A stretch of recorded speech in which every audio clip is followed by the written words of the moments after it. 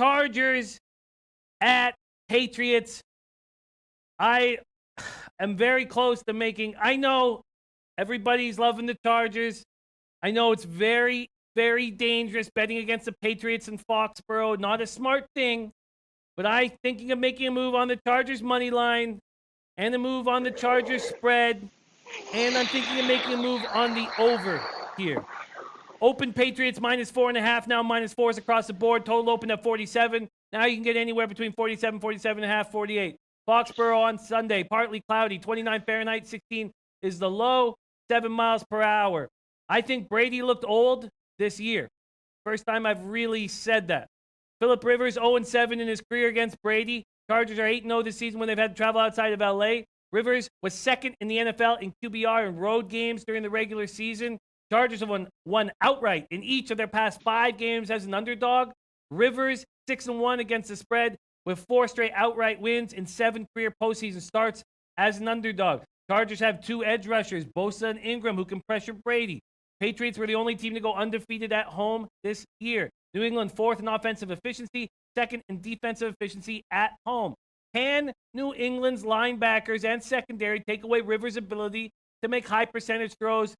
Keenan Allen, Mike Williams, inside breaking routes are very tough to defend. Patriots allowed 4.9 yards per play rushing yards per play during the regular season, tied for 3rd worst. Is Melvin Gordon healthy? Can he take advantage of that? The Patriots also allowed 59 passing yards of 20-plus yards in 2018. The Chargers receivers should be able to take advantage of that. Patriots are well rested. They're healthy. Coming off a playoff bye. Chargers, another flight across the country. 8 of the Patriots' past 9 games have gone under.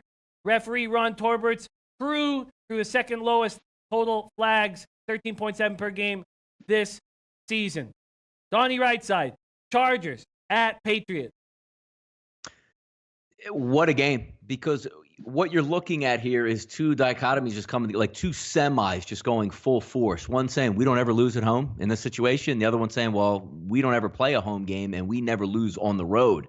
And these are 2 Hall of Fame quarterbacks. And when you look at it, say, man, they're probably pretty even up. Tom Brady, 7-0 versus, Phillip Rivers over his career. I mean, you can't look at that because they played, hit those games probably a decade ago. But the one thing that was so impressive last week, the one game I really got wrong last week was the Baltimore Ravens, because we talked about it last week. Even Whale Capper said, if you look at this game, a couple bounces either way, we saw it differently. And I thought the same exact style would hold up. And then once you see Brandon Mebane Jatavis Brown is out, I'm like, man, this team is going to be so soft up the middle. And Gus Bradley pulled an absolute ace out of the deck and embarrassed that entire coaching staff for the Baltimore Ravens. It was one of the more unbelievable things I've seen, that literally said, instead of beefing up and getting bigger, we're going to get smaller and play 7 defensive backs. And Lamar Jackson had no idea, not even a clue. For a guy that runs around, like if you're like Mike Vick, where you could just take a 7-step drop, wait 3 seconds and run around, he had no idea what was going on and took sack after sack after sack because of what Gus Bradley did last week. And I'm not going to look against it. But when you're looking at the New England Patriots, when I look at this line, it just seems short.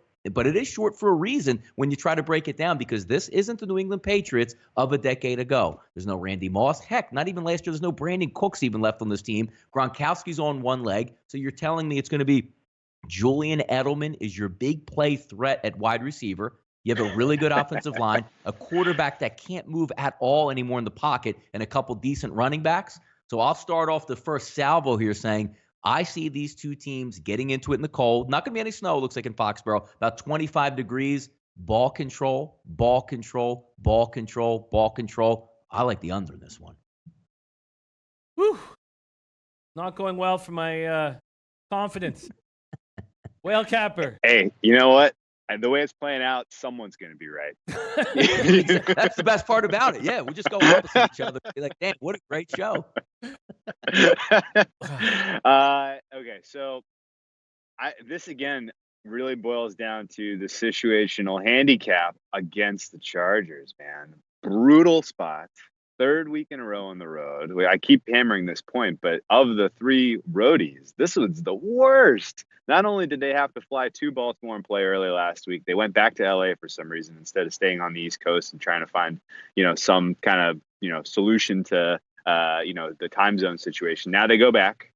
across the country. This is a lot of wear and tear on a team that's already put a lot of energy and effort into this season. They pushed hard in some of the later games this season because they were really trying to get that one seed. Didn't come through, and now as a punishment, they have to go on the road and get these wins, and it's just extremely tough.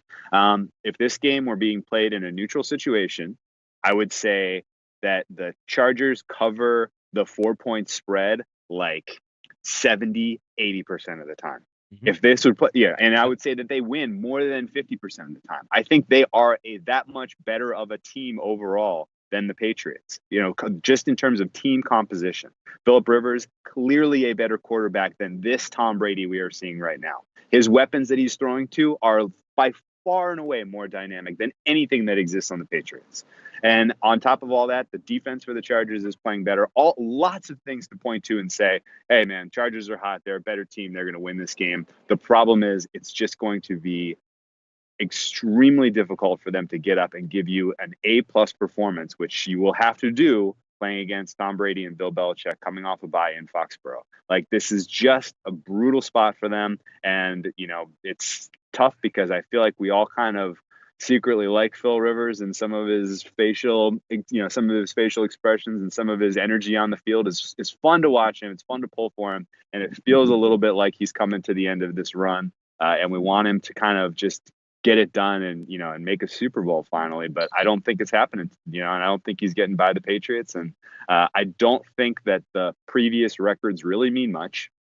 0-7 versus Tom Brady, I don't think is particularly meaningful, especially because the 2 playoff games they had against the Patriots, the Chargers should have won both those games. They really should have. It was fluky ass plays in the first game, especially when they were 14-2 in San Diego. Yeah. Oh my gosh. Who was the guy that intercepted it on 4th and 10 and then got strips up? I can't remember that guy's name, but that was unbelievable. Troy Brown stripped him, right? Yeah, that's it's just incredible, just crazy. And the fact that they came back and won that game was so fluky. And then the undefeated Patriots teams, Phillip Rivers on a torn ACL goes to Foxborough and absolutely goes toe to toe with that team. It was extremely impressive. So I don't think that the historical context there is really an indicator to back the Patriots. I just feel like this is too much to ask of a team that you've been pushing. You've had your foot on the gas for so many weeks now, and you're traveling on the road for the 3rd straight week. And oh, by the way, it just happens to be in New England. Oh, it just happens to be against Belichick and Brady. I agree with Donnie's look on the under. I think that's probably the best look on this one because the likelihood that you see the Chargers just go scorched earth and really put scoreboard pressure on the Patriots is very low. And that means the Patriots can afford to play a little bit of ball control. They can afford to play a little bit of field position in this. They can lean on their strength right now, which is their offensive line and their rushing attack. Crazy to say that about the Patriots, but that's where their strength is right now. And, the Patriots can be run against. The Patriots do concede. They do have a little bit of still of the classic Belichick DNA of bend but don't break. I wouldn't at all be surprised if this game is sort of decided by mostly field goals instead of touchdowns. And if you're going to hang a total like 47, give me under in that one all day long. Yeah.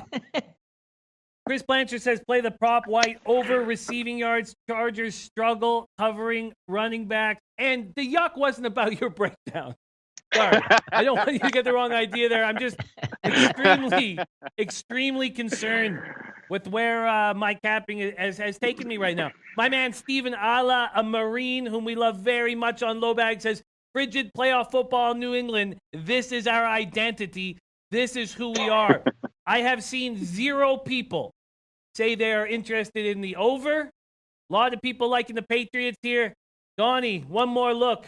Chargers at Patriots. I know you're leaning under. Any other feels? Yeah, no, look, I don't know how I can go. I just see the short price, and I think something is up here, somebody knows something a little bit more. And Whale Capper is right. You're looking at another team, and this isn't a team that's coming from New York City. They're not coming from Pittsburgh. They're not coming from Baltimore. Short little junket up there. You're going to play Baltimore, which you did last week. Fly in, fly back, now fly back in. And let's not forget about last week against an offense that couldn't get out of its own way. Again, I'm not taking anything away from the Charger defense. That was outstanding what they did. But now you're going to come with a more multifaceted offense, drop another 25 degrees, and another road game. You're not asking the Patriots to cover 7, 7.5, or 10.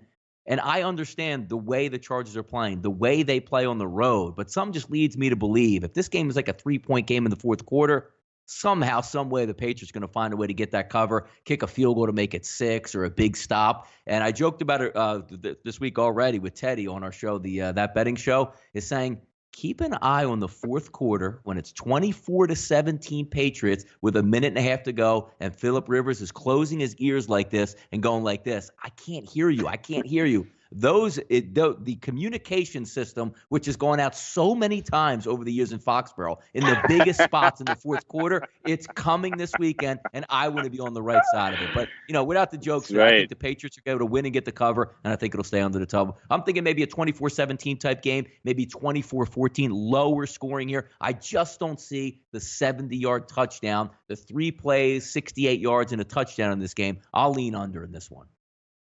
Ooh. Not getting any less uncomfortable? What are you seeing here? You forgot the Ernie Adams effect, man. You forgot to account for Ernie Adams' pink stripes, man. The headset going out. That's funny. I completely forgot about the shenanigans. But it sure would set up a fun rematch if we get Colts Patriots in the AFC title game, huh? That'd be a little something. deflated football, sure. Yeah, man. Ooh, that'd be good for business for the NFL, huh? A little week of reliving Deflategate, which is about 4 years old. People would eat that up. No, let's see. So the last couple points I want to make here, I do think that the Chargers should start. One of the reasons that it's easy for me to sit here and say third week in the row is going to matter is because I feel like we started seeing it a little bit last week, right? The Chargers were not crisp. They did not absolutely live up to their potential, right? How many opportunities did they have to put that game away long before they actually come away with the win? Many. They could have. They threw out the most conservative vanilla BS I've seen in years in that first half after coming up with that fumble deep in red zone territory. Punch that in. Put this, put a stamp on this game and, put some pressure on this rookie quarterback. Like, what are you doing? They've run the ball like 3 times and kicked a field goal. That was pathetic. Anyway, if you come in with that kind of mentality, if you come in with that kind of approach, you're dead from the start going up against the Patriots. And on top of that, did the defense for the Chargers start to concede get a little bit tired in the end? Was it because it wasn't just they were playing prevent defense? Like, they were still aggressively going after Jackson. The same kind of game plan that they had in the fourth quarter that you saw for the rest of the game. And yet, lo and behold, here's Lamar Jackson with the football in his hands in the fourth quarter with the 6-point deficit and a chance to win the game against you. And if you put Tom Brady in that situation, I got bad news. You are losing.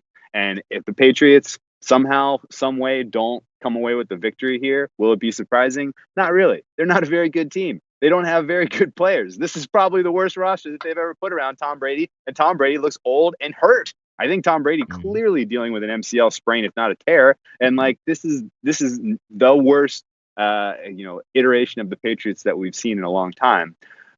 Best case scenario for me personally, we get Chiefs Patriots or Chiefs Colts in the AFC title game, and I cannot wait to take a swing against this Patriots team. Even the Colts in their 4th straight game on the road going into Foxborough is going to be a great look next week if they get there. And but ideally we get a Chiefs win, we get a Pats win, and you get a nice little bettable line like KC -3, KC -3.5, and I will be swinging away on alternate spreads because KC is going to absolutely thump them.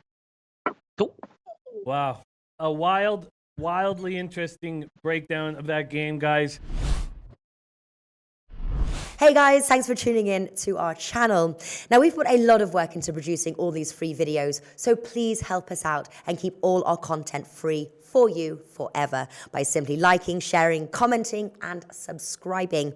Now, not to mention, a visit to our industry-leading website will warm the hearts of all our SBR employees, especially myself. Now, the links are over there to the left, so do check those out. Thanks for watching.